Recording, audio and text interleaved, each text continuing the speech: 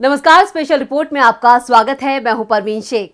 CM योगी के गोरखपुर से चुनाव लड़ने के ऐलान के बाद से सपा ने मुख्यमंत्री योगी को चारों तरफ से घेरने का चक्रव्यूह रच दिया है।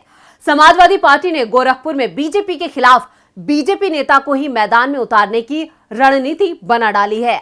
ऐसे में इस बार योगी आदित्यनाथ को एक तरफ भीम आर्मी चीफ चंद्रशेखर आजाद घेरेंगे, तो दूसरी तरफ कभी उनके सहयोगी रहे लोगों ने एक तरह से उन्हें घेर लिया है।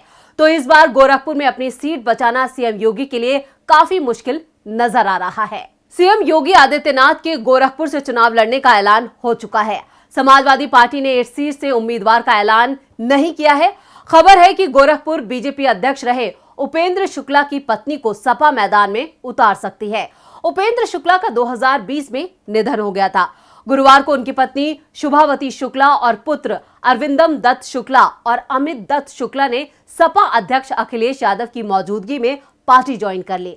2017 में योगी आदित्यनाथ के मुख्यमंत्री बनने के बाद 2018 में गोरखपुर संसदीय सीट पर हुए उपचुनाव में बीजेपी ने उपेंद्र शुक्ला को मैदान में उतारा था। तब समाजवादी पार्टी के उम्मीदवार रहे प्रवीण निषाद ने उन्हें हरा दिया था। साल 2019 में बीजेपी ने उपेंद्र शुक्ला की जगह भोजपुरी फिल्म स्टार रवि किशन को यहां पर मैदान में उतारा था। रवि किशन ने चुनाव जीत लिया था और 2020 में उपेंद्र शुक्ला का निधन हो गया। 2022 के विधानसभा चुनाव में बीजेपी ने अपनी पहली सूची में मुख्यमंत्री योगी आदित्यनाथ के गोरखपुर सीट से चुनाव लड़ने का ऐलान कर दिया। ये सीट परंपरागत रूप से बीजेपी और खासतौर पर योगी आदित्यनाथ का गढ़ माना जाता है। गोरक्षा पीठ का भी गोरखपुर पर प्रभाव है और योगी आदित्यनाथ इस पीठ के महंत हैं। इस सीट पर पिछले 33 सालों से भगवा दलों का कब्जा है। सीएम योगी आदित्यनाथ गोरखपुर सीट से ही 1998 से लेकर 2017 तक सांसद रहे हैं। वो सबसे पहले साल 1998 में गोरखपुर से बीजेपी के प्रत्याशी के तौर पर लोकसभा चुनाव उन्होंने लड़ा था। उस चुनाव में उन्हें बहुत ही कम अंतर से जीत हासिल हुई थी, लेकिन इसके बाद चुनाव में उनका जीत का अंतर बढ़ता गया।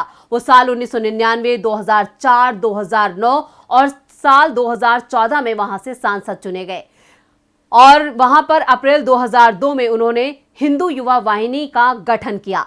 साल 2017 में उत्तर प्रदेश के मुख्यमंत्री बनने के बाद उन्होंने गोरखपुर संसदीय सीट छोड़ी। वो विधान परिषद के लिए चुने गए। साल 2022 में योगी पहली बार विधानसभा का चुनाव गोरखपुर से लड़ रहे हैं, लेकिन योगी का विधानसभा चुनाव लड़ना उनके सहयोगियों को ही रास नहीं आ रहा है। सीएम योगी आदित्यनाथ के गोरखपुर से उम्मीदवार बनने के फैसले के बाद कभी उनके करीबी रहे और योगी आदित्यनाथ को अपना गुरु मानने वाले सुनील सिंह ने सोशल मीडिया पर लिखा है, कहीं नोट कर लीजिए बाबा, मैं सुनील सिंह आज घोषणा करता हूं कि इस बार का चुनाव आपके जीवन का सबसे मुश्किल चुनाव बना दूंगा। रिकॉर्ड मतों से हारने के लिए तैयार रहिए। गोरखपुर की धरती इस बार इनकलाब का नया इतिहास लिखेगी। घमंड हारेगा और संघर्ष की जीत होगी।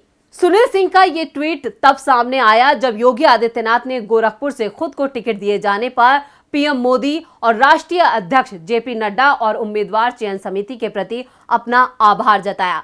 सीएम योगी ने लिखा, आगामी विधानसभा चुनाव में मुझे गोरखपुर शहर से भारतीय जनता पार्टी का उम्मीदवार बनाने के लिए प्रधानमंत्री नरेंद्र मोदी और पार्टी अध्यक्ष जेपी नड्डा और संसदीय बोर्ड का हार्दिक आभार। सुनील सिंह फिलहाल समाजवादी पार्टी में हैं और संत कबीर नगर से चुनाव लड़ने की तैयारी कर रहे हैं। कभी वो सीएम योगी आदित्यनाथ के बेहद करीबी रहे, उनको अपना गुरु बताकर उनके शिष्य के रूप में रहा करते थे, लेकिन अब वो समाजवादी पार्टी का दामन थाम चुके हैं और एक बार फिर यहाँ पर योगी सरकार को वो हत्यारी सरकार तक कह चुके हैं। युवा दलित नेता चंद्रशेखर ने कहा था कि ये मंडल बनाम कमंडल की लड़ाई है। चंद्रशेखर ने योगी आदित्यनाथ को लोगों के लिए खतरनाक बताया था। चंद्रशेखर आजाद भी गोरखपुर से चुनावी मैदान में है। योगी को चंद्रशेखर किस हद तक टक्कर दे पाएंगे ये तो चुनावी नतीजों के बाद पता चलेगा।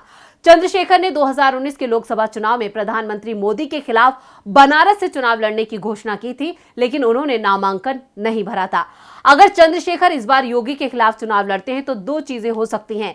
बीजेपी विरोधी वोट जो है वो बढ़ सकता है और इससे योगी को सीधे तौर पर मदद मिल सकती है, लेकिन योगी के दलित समर्थन को चंद्रशेखर अपनी ओर आकर्षित करने में कामयाब रहे तो योगी के लिए मुश्किल खड़ी हो सकती है। उत्तर प्रदेश की कुल 403 विधानसभा सीटों में चंद्रशेखर आजाद समाज की जो पार्टी है वो 100 सीटों पर चुनाव लड़ सकती है। चंद्रशेखर आजाद ने योगी के खिलाफ चुनाव लड़ने की घोषणा के बाद कहा था, मेरी आजाद समाज पार्टी चाहती है कि मैं आदित्यनाथ को चुनौती दूं और मैं इसके लिए तैयार हूं। योगी आदित्यनाथ अपने खिलाफ लोगों को बोलने नहीं देते हैं। उनके शासन में नौकरी मांगने पर पुलिस युवाओं पर हमला करती है।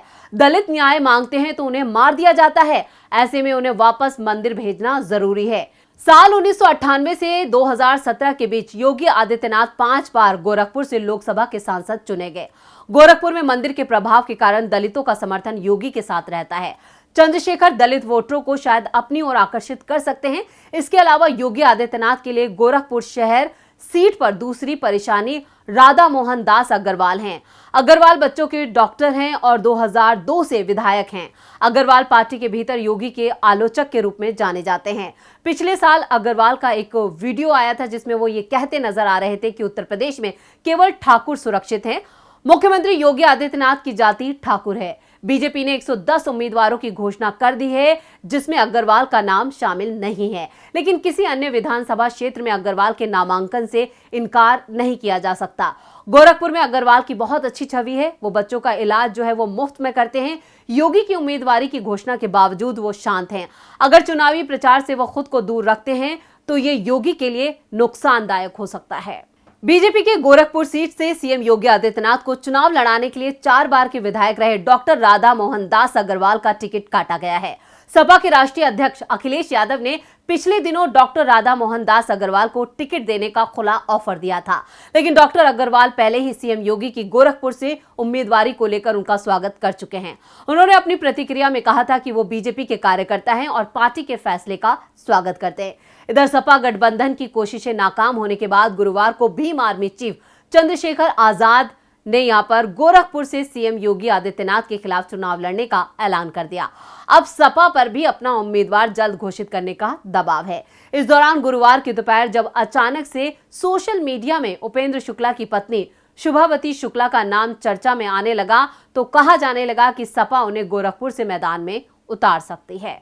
तो ऐसे में गोरखपुर की राह जो है वो योगी आदित्यनाथ के लिए मुश्किलों भरी हो सकती है। लेकिन ये तो 10 मार्च को जब चुनावों के नतीजे सामने आएंगे तब यहां पर पता चलेगा कि योगी के लिए राह मुश्किल रही या सपा ने जो चक्रव्यूह रचा था वो उससे निकलकर यहां पर जीत का सेहरा अपने सर सजा पाते हैं। तो आपको हमारी स्पेशल रिपोर्ट कैसी लगी नीचे कमेंट बॉक्स में अपनी राय जरूर दें और इस वीडियो को ज्यादा से ज्यादा लाइक करें और ज्यादा से ज्यादा शेयर करें।